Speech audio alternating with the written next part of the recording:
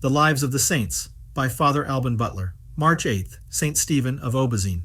Stephen's parents lived in Limousin, France. From his childhood, Stephen was inclined to practices of devotion and charity.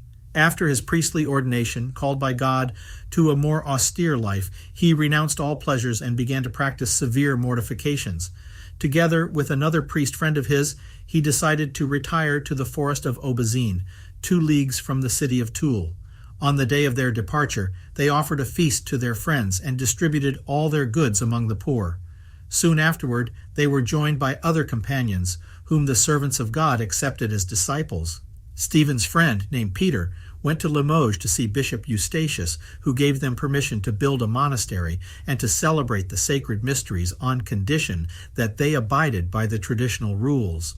As is known, the monasteries of the hermits did not consist of a building as such, but of a series of huts, each of which was inhabited by 1 or 2 monks.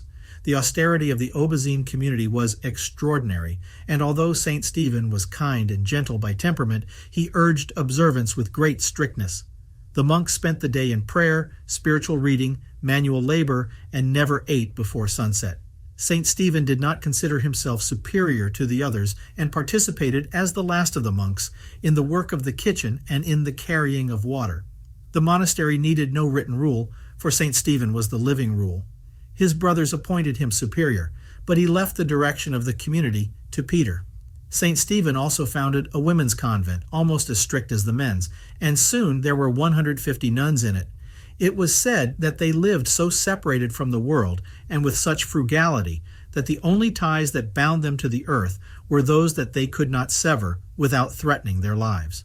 After a few years, St. Stephen, fearing that the discipline would be relaxed after his death for lack of written constitutions, asked the Cistercian monastery of Tulle to send some monks to his community to instruct it in the rules of the order.